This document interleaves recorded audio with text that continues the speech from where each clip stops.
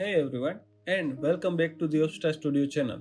In our previous video, you learned how to manipulate basic game objects. Now we are going to take the next step in making our scenes more visually interesting by adding basic materials and colors in Unity 6.0.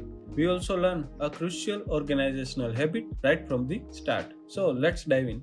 So what exactly are materials in Unity? Think of them as the skin of your game objects. They define how light interacts with the surface, determining its color, texture, shininess, and more. For this video, we will focus on the fundamental aspects, color, and a couple of basic surface properties. Before we start creating materials, let's get organized. In your project window, right-click in the main assets folder or any other relevant folder you prefer. Go to Create and select Folder. Name this new folder Materials. This is where we will keep all our material assets. Why is folder management important? As your game project grows, you will have hundreds, even thousands of files. Keeping them organized in logical folder like materials, scripts, textures, models, etc. will make it much easier to find what you are looking for, collaborate with others, and maintain a clean and efficient workflow. Now that we have our materials folder, double click on it to open it.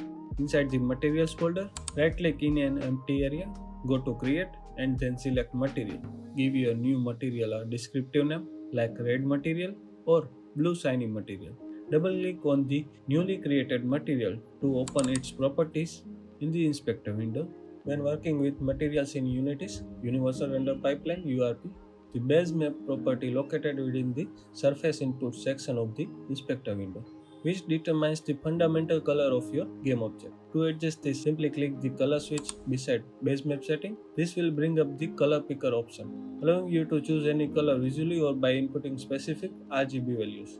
Once you have made your selection, close the color picker option.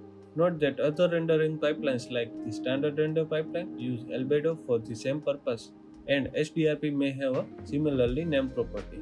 We'll explore the standard render pipeline SRP, universal render pipeline URP, and high definition render pipeline HDRP in our future videos. Now that we have a material, let's apply it to a game object. Go to your hierarchy window and select a game object you created in the previous video. You can apply the material in a couple of ways. By dragging the material from the materials folder in the project window onto the name of the game object in the hierarchy window, or by dragging the material directly onto the visual representation of the game object in the scene view. Below the base map setting in the inspector window, you will often find properties like metallic and smoothness, also called glossiness. First, let's see metallic. Drag the slider to the right to make your object appear more metallic or shiny like metal. Drag it to the left to make it appear more like a non-metallic surface like plastic or wood. And smoothness controls how reflective the surface of any game object. A higher smoothness value will result in sharper reflections, while a lower value will create a more diffuse matte look. Experiment with the sliders to see how they affect the appearance of your colored object. You can create as many materials as you need for your project. Simply repeat the process of right-clicking inside your materials folder in the project window, creating a new material, and then customizing its color and properties.